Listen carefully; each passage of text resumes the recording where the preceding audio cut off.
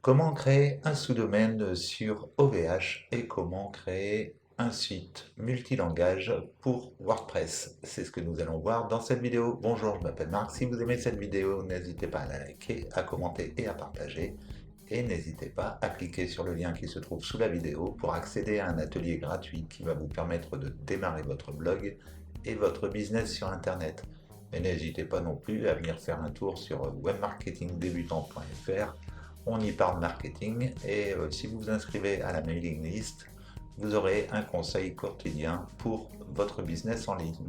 En attendant, on va démarrer tout de suite par la création d'un sous-domaine sur OVH et ensuite on va créer un site multilangage sur WordPress. Donc pourquoi j'utilise cette solution-là? C'est parce que j'aurais pu utiliser des extensions WordPress.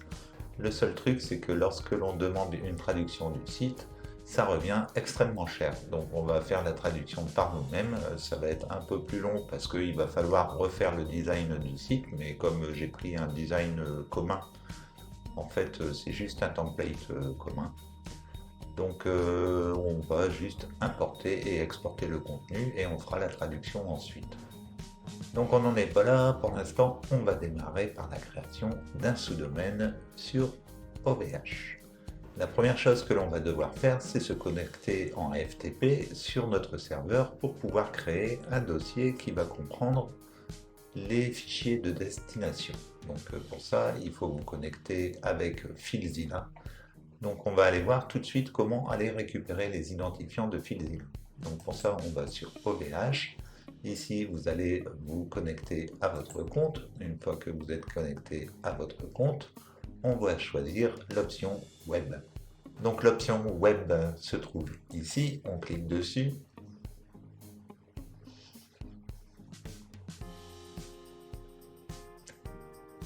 Et là, on arrive sur les hébergements. Donc on va cliquer sur l'hébergement, on va cliquer sur le nom de l'hébergement. Et ensuite, ici, vous avez FTP SSH. Donc on clique dessus. Et tout en bas, vous avez le login pour le FTP, vous avez l'adresse pour le FTP, et ensuite, si vous ne connaissez pas votre mot de passe, vous cliquez sur les trois petits points qui sont là, vous cliquez sur modifier, et vous allez pouvoir sélectionner un mot de passe. Donc c'est les trois informations qu'il va nous falloir pour pouvoir se connecter en FTP. Donc ce que je vais faire, c'est que je vais prendre le login SSH ici, copier, je vais ouvrir FileZilla, et on va le mettre ici en identifiant. Une fois que c'est fait, on revient sur OVH. Ici, je vais prendre le FTP Gangsta, etc. Je le copie et je vais le mettre ici au niveau de l'hôte. Au niveau de l'hôte, je vais retirer le 2.21 ici et je vais mettre le 21 ici. Ensuite, on va revenir au début et on va supprimer le FTP // ici. Une fois que c'est fait, on n'a plus qu'à indiquer le mot de passe.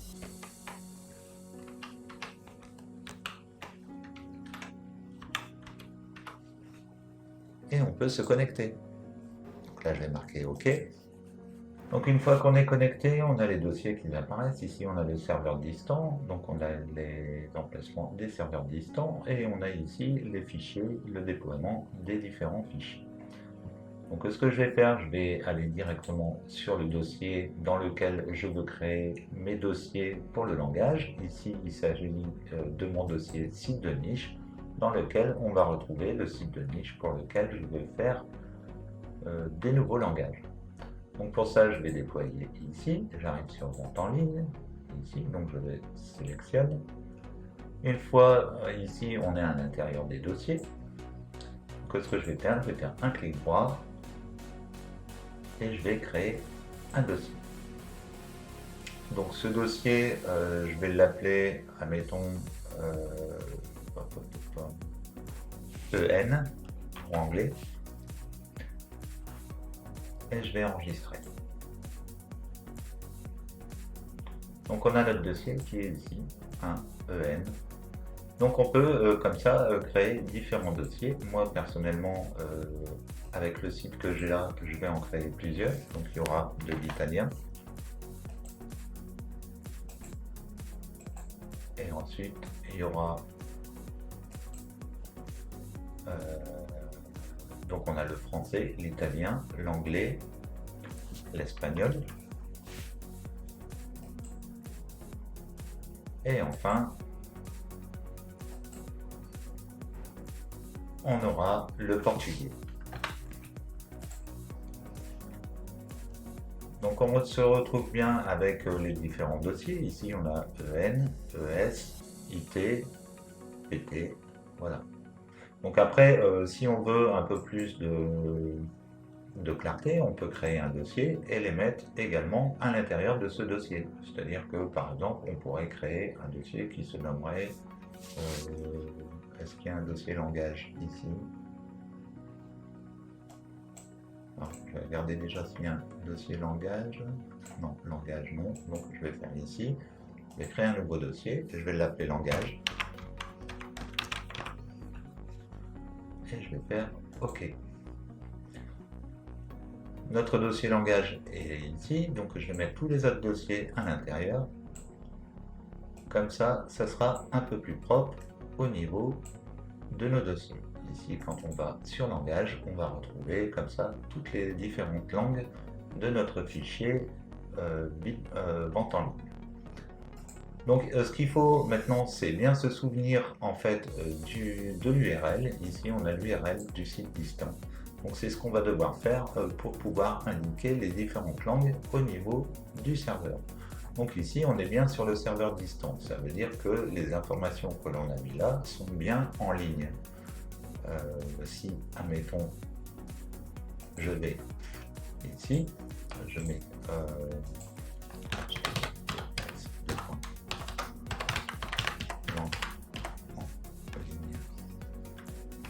ici, après je mets langage, et après je mets EN.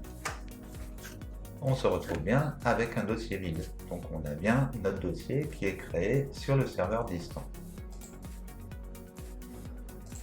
Donc, une fois qu'on a créé nos différents dossiers, on peut se rendre donc sur OVH, ici, et on va pouvoir créer nos sous-domaines qui correspondent. Donc là, je vais en créer qu'un seul, parce qu'après, il faut créer le contenu, et je ne vais peut-être pas tout créer tout de suite.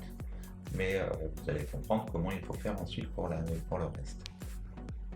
Donc, on va reprendre depuis le début, on va sur Web.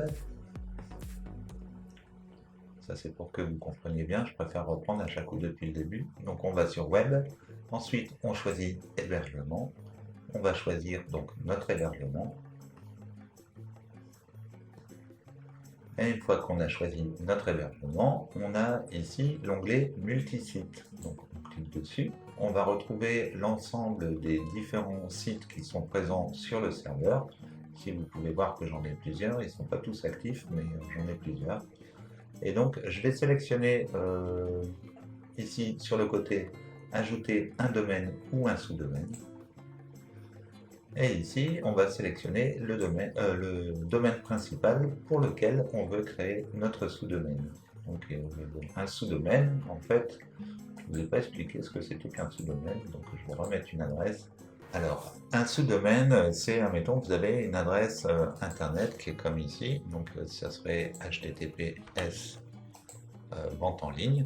Donc un sous-domaine, ça va être, par exemple, si on a plusieurs langues pour notre site, ici on va avoir, par exemple pour l'anglais, on aura en, point, et le nom du site.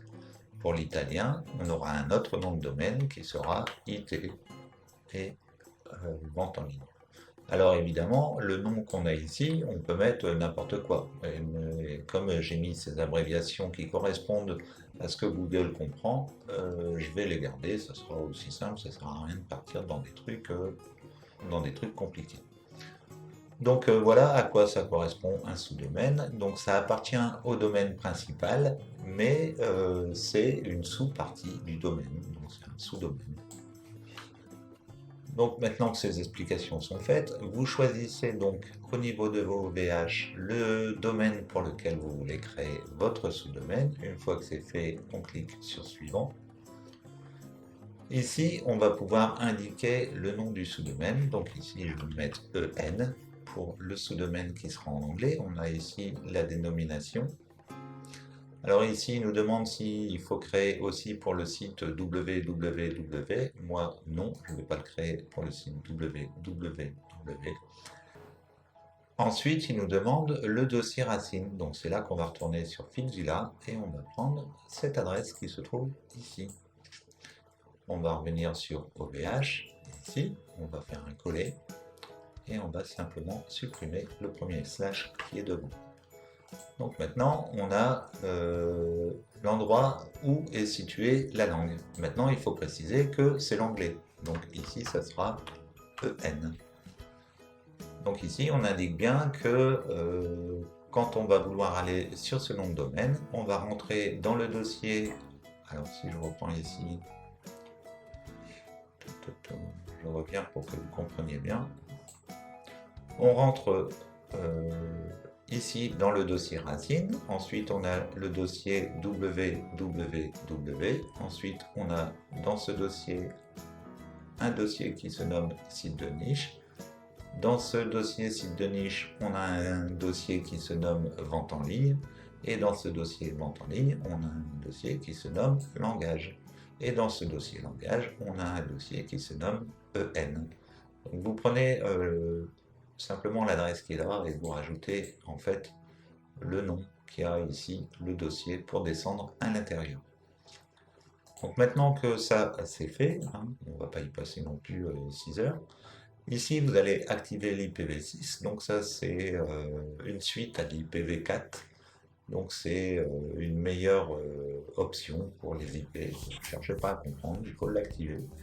Ici on a la connexion SSL, donc ça permet d'avoir le HTTPS au niveau de son sous-domaine, donc là il faut l'activer. Ensuite on peut sélectionner l'IP du pays. Alors moi j'ai un CDN, alors un CDN sur OVH c'est un abonnement qu'on prend à 1 € par an et qui permet d'avoir son site de dupliquer dans tous les serveurs du monde. Donc ça coûte 1 € par an, donc théoriquement il n'y a pas besoin ici de sélectionner l'IP du pays, étant donné que systématiquement en prenant cette option, vous êtes directement incrémenté dans tous les serveurs du pays. On va quand même choisir une IP particulière, donc ici on vise les États-Unis. Donc ici on n'a pas les États-Unis, donc on va rester sur l'IP traditionnelle. Comme je vous dis, ça sera répertorié de toute façon. Ici on ne va pas choisir l'IP du pays. On va activer le firewall et on va demander aussi des logs séparés. Donc ça c'est en cas de problème quand vous voulez faire une édition au niveau des logs, c'est-à-dire c'est un journal en fait des choses qui se passent sur votre site. En ayant les logs séparés, ça vous sépare, comme ici c'est une langue différente, ça permettra d'avoir les logs qui correspondent au langage anglais, de séparer du langage français.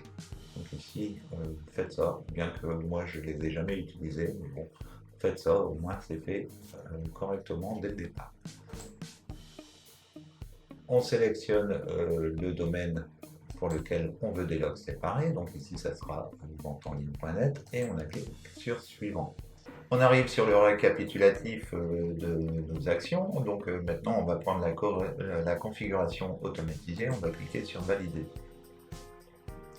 Ici la modification du ou des sous-domaines associés à votre hébergement mutualisé est en cours. Donc on retrouve notre sous-domaine ici et on a en fait le certificat. Donc ça on pourra le faire uniquement dans 2 heures, il faut attendre 2 heures pour qu'on puisse directement générer le système. Ce qu'on va faire, on va aller voir directement, on va ouvrir le lien dans un nouvel onglet et on va aller voir ici, on peut voir qu'on a bien notre site qui est non installé. Donc maintenant, ce qui reste à faire, c'est d'installer un site à l'intérieur de ce sous-domaine pour pouvoir ensuite l'utiliser correctement en précisant que c'est notre partie anglaise. Donc pour ça, on va se rendre sur module en clic. Et on a donc la liste de nos différents sites qui sont installés sur le serveur. Donc ici, on va cliquer sur Ajouter un module.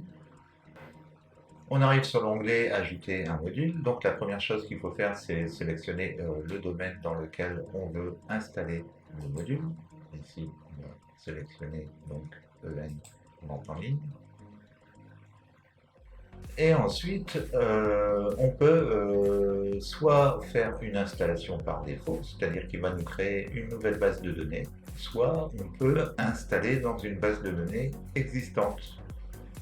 Donc ici, je vais prendre le mode avancé pour remettre dans une base de données existante. Si vous avez les identifiants, vous pouvez faire comme ça. Sinon, vous faites l'utilisation mode normal et tout sera fait automatiquement, vous n'aurez rien à gérer. Si vous ne voulez pas de problème et que vous n'êtes pas un expert, vous cliquez directement sur l'onglet WordPress sans sélectionner le mode avancé. Une fois que c'est fait, vous cliquez sur suivant et ici on va retrouver les informations donc de notre base de données. Donc maintenant il suffit d'indiquer ici le mot de passe de la base de données pour pouvoir ensuite installer WordPress. C'est ce que je vais faire.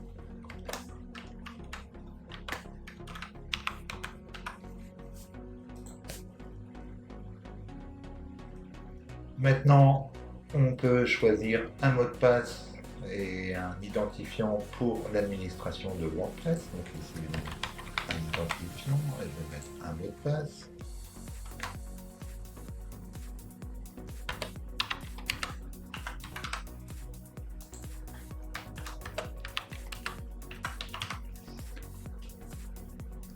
Ici, on va aller rechercher le domaine qui est associé. Donc, il est ici. Voilà, donc c'est bien celui-là. Ici, on va choisir la langue. Donc ici, ça sera un site en anglais. Alors non, ici, c'est pas pour la langue, on va sélectionner le français. Et en fait, c'est le langage de l'interface. Donc ici, il est en français. Et ensuite, ici, on a le chemin d'installation. Une fois que c'est fait, on clique sur suivant. Ici, on a un récapitulatif de l'installation. On va cliquer sur valider. Et le module est en cours d'installation. Un email vous sera envoyé lorsque celle-ci sera terminée. Donc en attendant que le module s'installe, on va faire autre chose. On va aller ici sur le fichier texte et on va avoir des choses à faire au niveau du site. Donc déjà, au niveau des bonnes pratiques, quand vous faites un site multilangage, vous avez plusieurs possibilités. Vous avez soit votre nom de domaine qui va être en .fr comme ça, et ensuite vous allez acheter un nom de domaine qui va correspondre à la langue. Ici, ça serait l'allemand. Ou alors, vous pouvez créer des sous-domaines, c'est la méthode qu'on est en train de faire, c'est-à-dire qu'on a mon site, et ensuite, quand on rajoute la langue devant, on a de.monsite.com. Ou alors, il y a encore une autre possibilité, c'est d'avoir mon site et après de mettre dans un dossier. Donc on aurait pu faire très bien cette méthode-là, mais pour plus de clarté, j'ai préféré utiliser des noms de domaine séparés. Donc ça, c'est les bonnes pratiques que vous avez au niveau du référencement de Google. Si vous faites une autre méthode, vous aurez un mauvais référencement sur Google, donc évitez de faire une autre méthode que ça. Ensuite, on a un outil qui est intéressant à utiliser quand vous faites un site de plusieurs langues, c'est cet outil-là. Je vous mettrai un lien dans la description. Ici, je vais le mettre ici. Donc ce site va nous permettre de trouver en fait le code qu'on va devoir installer au niveau du header. C'est-à-dire que dans votre site, vous allez devoir signaler à Google quand une personne, et admettons un Américain qui vient sur votre site, Google va devoir savoir déterminer qu'il existe une version anglaise du site, ce qui permettra à Google de proposer vraiment ce qui correspond à ce que le visiteur cherche. De même, vous allez pouvoir comme ça référencer également l'intégralité du site dans la langue que vous avez traduite. Donc c'est intéressant si vous voulez faire de l'affiliation, quand là c'est justement un site de niche, en affiliation et c'est pour ça que je vais le traduire en plusieurs langues plutôt que de créer plusieurs sites, autant créer le même contenu dans plusieurs langues. Donc pour signaler ça, on va devoir insérer un code au niveau de WordPress, c'est-à-dire notre site principal, c'est-à-dire ici c'est venteenligne.net. Et donc au niveau de ce site principal, on va lui indiquer un code, ce qui permettra, quand une personne vient, admettons, d'Espagne, si c'est un espagnol, eh ben, il y aura la version espagnole directement, il sera redirigé sans qu'il ait à appuyer sur un bouton ou quoi que ce soit pour pouvoir avoir la langue qui correspond à son pays. Donc pour trouver ces langues, ici on est sur des langues qui sont plutôt communes. Donc par exemple ici en mettant href langue en fr-fr, ça va être les Français en France. Ici on aura les Français au Canada. Ici on aura les Espagnols en Espagne. Ici on aura les Italiens en Italie. Ici on aura les Portugais au Portugal. Et ici on aura les Anglais aux US. Donc pour trouver ces différents codes, comme je vous le disais, vous avez l'outil que je vous présente. Donc une fois que vous êtes sur ce site-là, vous descendez en bas, vous allez mettre ici l'URL de votre site. Alors ici je vais mettre...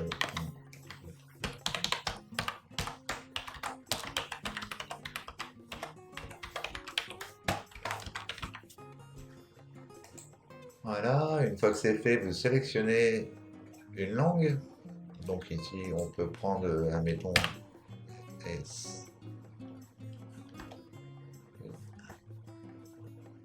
Spanish. Ben, voilà. Et une fois que vous avez sélectionné donc la langue et le pays, vous cliquez ici, soit vous voulez que ce soit généré en HTML, nous c'est ce qu'on veut vu qu'on va l'intégrer au niveau du code, ou alors on peut ici l'intégrer avec un sitemap. Mais ici on va préférer la version HTML, au moins ça reste sur le site. Une fois que c'est fait, vous cliquez sur Generate href lang tag for this URL et vous avez ici le lien.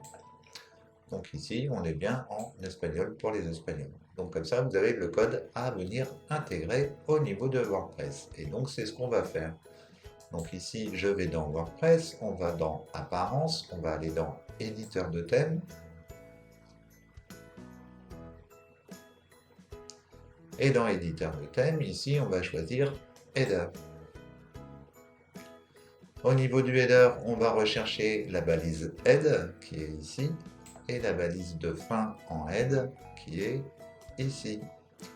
Donc on va devoir inscrire la métadonnée juste avant la fermeture de la balise head qui est ici. Donc je vais aller chercher uniquement le langage. Alors je vais prendre tout quand même et je vais supprimer ce que je ne veux pas. Donc, je vais juste me mettre ici, je vais faire un coller. Donc on fait l'ensemble des différents sous-domaines que l'on a créés. Pour l'instant, j'en ai créé qu'un seul, donc je vais supprimer ces trois-là. Et je vais laisser FRCA, étant donné que c'est un site français. Et ensuite, on a EN, US. Donc ici, je vais supprimer comme ça. Et maintenant, ici, il faut, donc ici, je vais mettre HTTPS. Et ici, maintenant, il faut préciser, ici, vous voyez, le href est différent de celui du dessus. C'est-à-dire que quand le site est en canadien ou en français, on a bien uniquement directement l'URL du site. Quand c'est en anglais, il sera directement redirigé vers le site en anglais. Donc une fois que c'est fait, on descend tout en bas et on fait une mise à jour.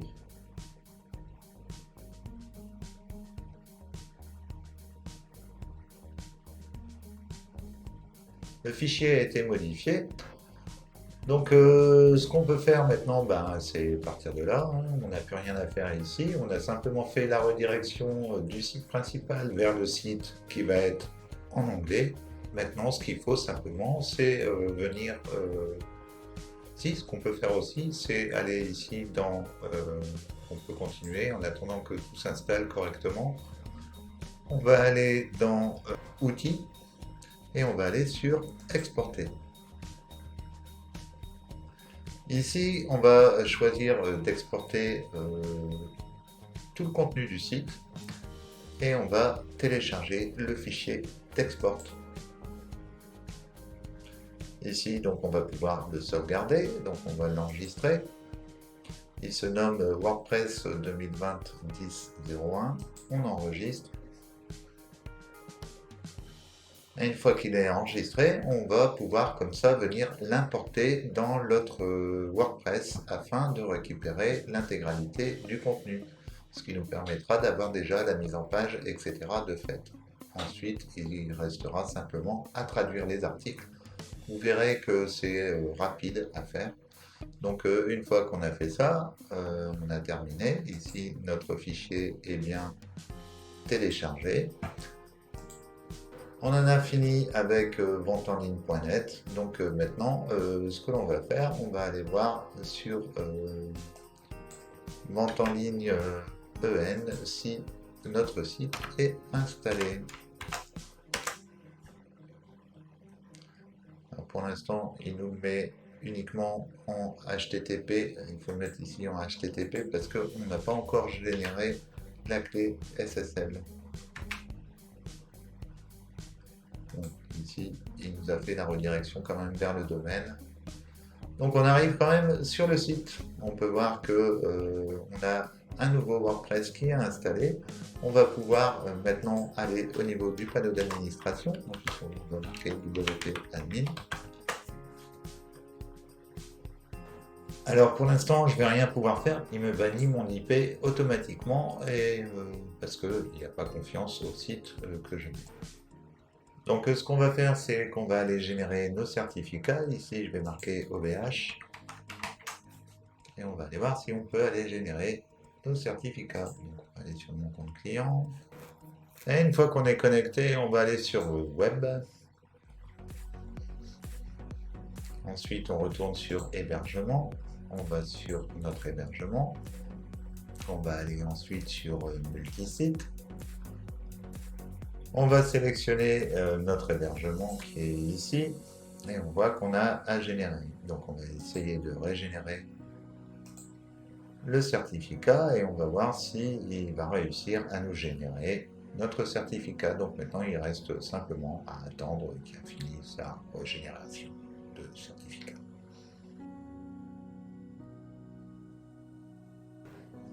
Donc nous voici le lendemain parce que j'allais pas passer la nuit à attendre. Donc nous voici le lendemain et on peut voir ici que notre site a bien été activé. Ici on peut voir qu'on a le SSL qui a bien été activé. Donc tout se passe bien. On va aller voir maintenant directement sur le site s'il est toujours disponible. Ici on a Vente en ligne. Et donc on a bien notre site qui apparaît. Donc on va maintenant se connecter à notre espace administration. Ici.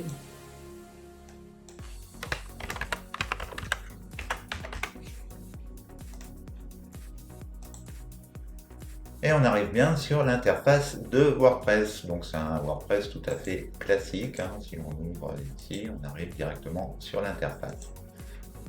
Donc maintenant, ce qu'il faut, c'est pouvoir importer l'ensemble des articles et pouvoir traduire ce site en anglais pour pouvoir proposer une version anglaise du site. Alors, il y a la possibilité de tout reprendre, c'est-à-dire on va reprendre le thème, réinstaller tous les plugins, aller chercher les articles qu'on a exportés et tout ramener.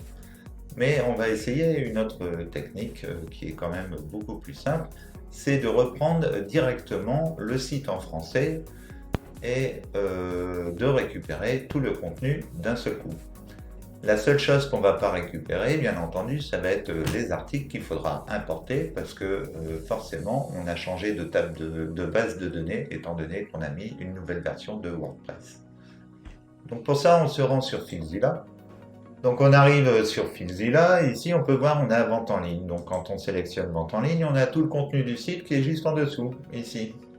Donc c'est ça qu'on va récupérer et qu'on va venir mettre à la place du site en anglais. La seule chose qu'il faut faire, c'est d'abord se rendre sur le site en anglais et de récupérer le fichier qui se nomme wp-config. Donc wp-config contient le nom de la base de données et également les identifiants qui vont vous permettre de vous connecter à la base de données. Donc ici, c'est la base de données anglaise. Donc ce qu'on va faire, on va créer un dossier ici. On va l'appeler stock. Voilà. Et dans stock, on va venir faire un glisser-déposer du fichier config. Voilà. Une fois que c'est fait, on va supprimer l'ensemble des fichiers qui se trouvent au-dessus. D'ailleurs, on va faire une sauvegarde, on va tout mettre dans stock. Voilà, comme ça, on a une sauvegarde en cas de problème. Donc maintenant qu'on a tout stocké dans un fichier au niveau de la partie anglaise, on va aller dans la partie française. Alors ce que je vous conseille toujours de faire, c'est quand vous faites un site et que vous avez fini d'installer l'ensemble de vos plugins sur votre site WordPress, c'est ensuite de le télécharger sur votre ordinateur. Donc là, ce qui va se passer, c'est qu'on va télécharger non seulement la version française, mais également la version de WordPress qui vient de nous installer. Donc c'est un peu dommage, mais on va quand même télécharger l'ensemble des fichiers, comme ça on aura une copie de toute façon. Et ça va permettre également de pouvoir faire un duplicata de ce contenu. Donc on va ici cliquer, faire un clic droit et on va télécharger. Et donc maintenant, ça va prendre un certain temps parce qu'il doit télécharger l'ensemble du site du serveur vers le disque dur de votre ordinateur. Donc on se retrouve une fois que tout ça c'est terminé. Donc il a terminé le transfert, donc on retrouve ici le fichier vente en ligne. On a toujours notre site distant avec vente en ligne. Après à l'intérieur on a toujours notre fichier langage et notre fichier anglais où on a tout mis notre WordPress à l'intérieur. Donc quand vous faites le transfert, ça vous permet d'avoir une copie de sauvegarde d'un WordPress complètement vide sur votre disque dur, donc c'est pas plus mal. Donc là, comme ça, eh ben, j'ai une version complètement vide de WordPress sur le disque dur, une copie de sauvegarde, et j'ai également une version complètement terminée en version française qui se situe dans Vente en ligne. Donc Vente en ligne, on a fait le transfert sur le disque dur, on le retrouve ici. Et à l'intérieur, on va retrouver également notre site en langage, ici au niveau du stock. Donc ce qu'il faut faire maintenant, c'est récupérer le site français Vente en ligne. Donc on va ici double-cliquer sur Vente en ligne. On va retrouver les fichiers ici en dessous.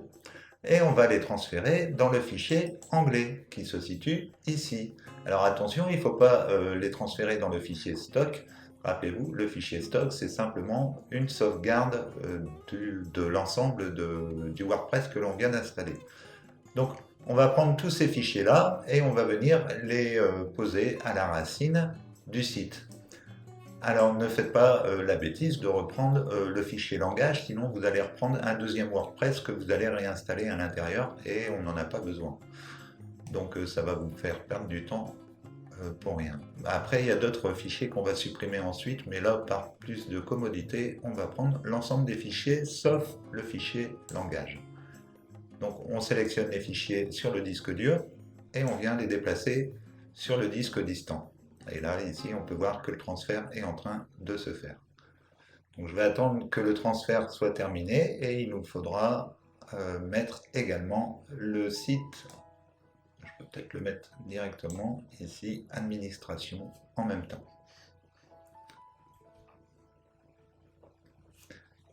Donc voilà, on laisse faire le transfert comme d'habitude et on se retrouve tout de suite après. Le transfert est maintenant terminé, donc on a l'ensemble du fichier français qui apparaît ici, on a bien le truc administration qui était ici aussi. Donc ce qu'on va faire déjà, on va supprimer plusieurs fichiers, on va supprimer le sitemap qui n'a rien à faire ici. On va supprimer le robot.txt qui est ici. On va supprimer également le htaccess ici. Et le reste, on va le laisser comme ça. On va supprimer wp-config ici. Et on va aller chercher wp-config de l'autre côté. Donc on va aller dans... alors ici, on va aller dans vente en ligne, stock. Et donc ici, on va aller chercher wp-config. wp-config qui est ici, on va le transférer directement de l'autre côté. Donc maintenant, on a le bon fichier de configuration pour notre WordPress. Donc une fois qu'on a fait ça, on peut retourner sur... alors on va aller sur en.ventenligne.net, on va aller sur wp admin.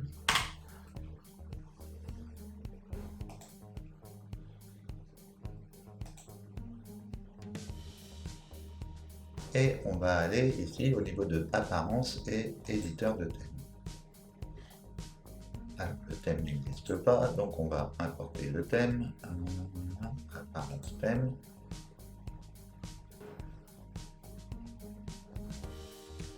Ici, je vais faire ajouter nouveau. Ah ben non, il était déjà. Thème. Je vais sélectionner Mirbala. Je vais l'activer. Et on va essayer de voir un petit peu comment ça se présente.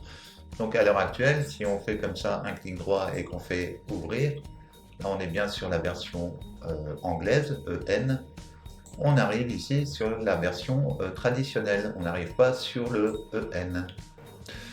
Donc ce qu'il va falloir faire maintenant pour qu'on puisse travailler correctement et pas être redirigé sans cesse sur la page d'accueil en français, étant donné qu'on a une IP qui se trouve en France et qu'on a le langage de défini au niveau du navigateur comme étant français, à chaque coup on va être redirigé automatiquement vers la version française à partir de l'interface. Donc pour ça, ce qu'on va faire pour l'instant, on va supprimer les redirections qu'on avait mis en place un petit peu avant. Et il faudra maintenant développer les deux sites séparés et à la fin revenir et remettre toutes les redirections href lang. Donc pour retirer les redirections, on se trouve sur ici enventenligne.net.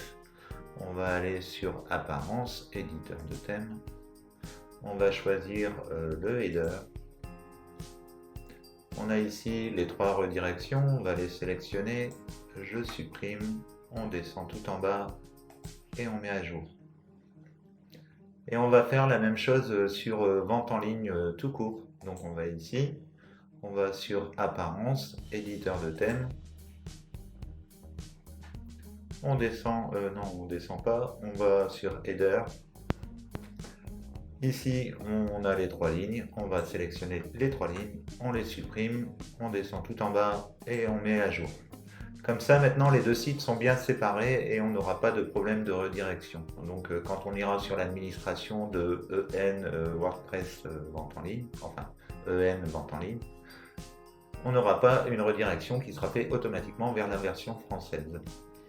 Donc, il se peut que, en faisant ça, vous n'ayez pas l'affichage qui soit fait tout de suite. C'est-à-dire que malgré tout, vous avez supprimé les lignes et puis vous avez quand même la redirection vers le site français.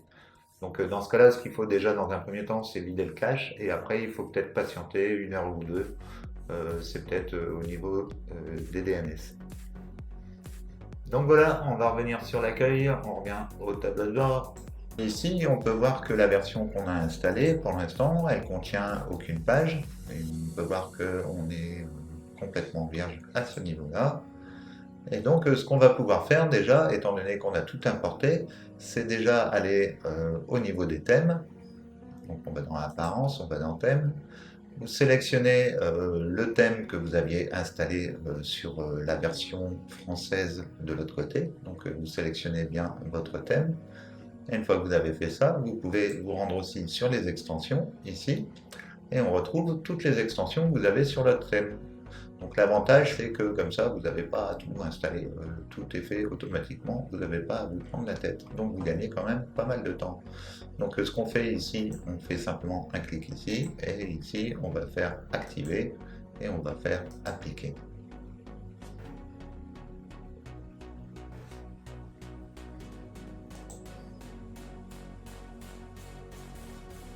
Voilà, donc le seul plugin qu'on va retirer, c'est le plugin. Alors on va déjà aller voir au niveau de redirection. Outils à redirection. Parce que là, on est sur le domaine EN, ici. Donc ici, redirection, on va devoir le reparamétrer. Démarrer la configuration.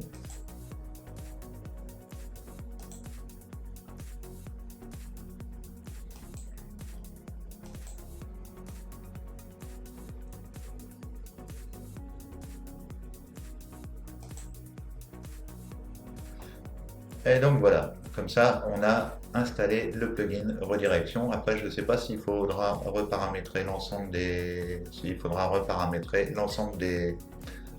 plugins, mais disons l'avantage c'est qu'on a déjà gagné pas mal de temps au niveau de l'installation du thème. Pour l'instant on n'a aucune page de créer ici. Donc on peut voir qu'on n'a aucune page de créer. Donc pour pouvoir créer ces pages, on va retourner sur Vente en ligne.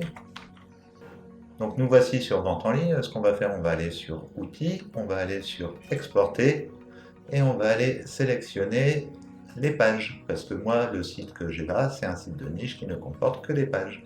Donc on va prendre toutes les pages et on va télécharger le fichier d'export. Donc ici, on a ouvrir ou sauvegarder. Donc ici, je vais enregistrer le fichier. On va le retrouver ici, WordPress 10.01 entre parenthèses 01. Donc ce qu'on va faire maintenant, on retourne sur la version anglaise qui est ici. On va donc dans Outils et on va dans l'onglet Importer. Une fois qu'on est sur l'onglet Importer, ici, on doit installer un plugin supplémentaire pour importer les fichiers. Donc, on va l'installer. On va lancer l'outil d'importation. Et maintenant, il suffit d'aller récupérer le fichier sur l'ordinateur qui comporte les différentes pages de notre blog. Donc j'ai sélectionné mon fichier sur l'ordinateur, il suffit maintenant de cliquer sur téléverser et importer le fichier.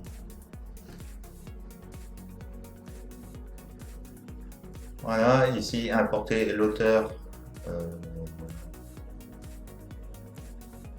Voilà, on va prendre ici.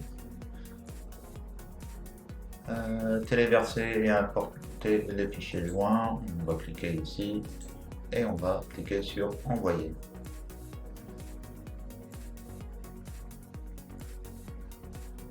Voilà, donc maintenant quand on va sur les pages, on va retrouver l'ensemble des pages. Donc ça nous a fait gagner un temps fou, hein. On n'a plus qu'à modifier tout ça, à les traduire en français et à ce moment-là, on aura la possibilité de voir notre site en anglais. Donc ce qu'on peut faire, mettons ici, on peut faire afficher. Ouvrir dans une nouvelle fenêtre.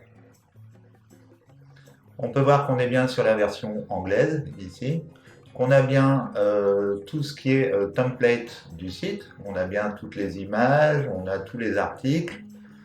Donc en fait, il ne nous reste plus qu'à faire de la traduction. Donc vous voyez, c'est très facile. Donc là, pareil, hein, ça va se remettre quand on va refaire la traduction des différents menus. Donc c'est tout. Après, c'est juste de la traduction. Alors pour la traduction, quand vous êtes sur une page, pour aller plus vite, ici c'est noté. Quand vous êtes sur une page, vous faites modifier la page, ici.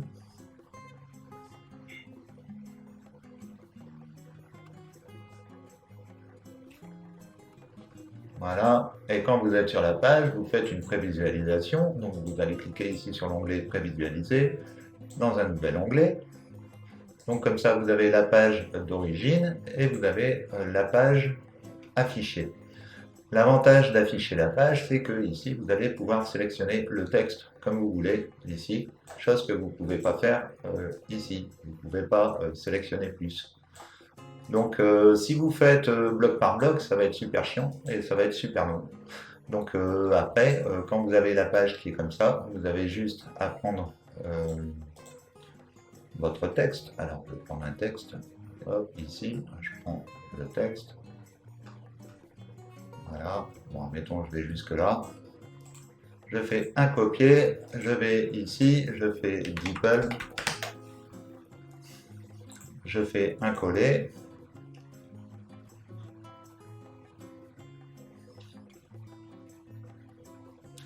Ici, on a tout le texte.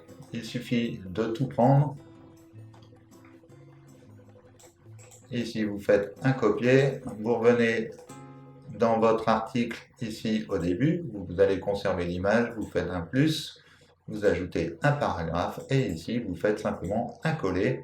Et lui, il va vous faire directement tous les retours à la ligne, etc. dans des blocs. Donc effectivement, il y aura quelques modifications à faire, mais vous allez gagner un temps fou. Et donc voilà, une fois que votre site sera traduit, vous traduisez l'ensemble du site, vous le sauvegardez. Vous n'oubliez pas de remettre au niveau de votre site principal, au niveau du header, vous n'oubliez pas de remettre les hreflang pour bien rediriger vers la version de langue de votre site. Et vous aurez comme ça fait une redirection vers un nouveau nom de domaine, un sous-domaine, que l'on aura créé sur OVH avec une nouvelle langue pour votre site web. Donc voilà, j'espère que cette vidéo vous aura plu. Elle était assez longue. Comme c'était quelque chose que j'avais à faire, je me suis dit pourquoi pas le filmer en même temps. Et puis j'espère que ça pourra vous être utile. N'hésitez pas à liker, à commenter et à partager. Et n'hésitez pas à cliquer sur le lien qui se trouve sous la vidéo pour accéder à un atelier gratuit qui va vous permettre de démarrer votre blog et votre business sur Internet. Et n'hésitez pas non plus à venir faire un saut sur le blog webmarketingdebutant.fr pour retrouver des articles sur le marketing et inscrivez-vous à la newsletter pour recevoir un conseil chaque jour dans votre boîte mail. En attendant, je vous dis à bientôt pour une prochaine vidéo. Ciao, ciao.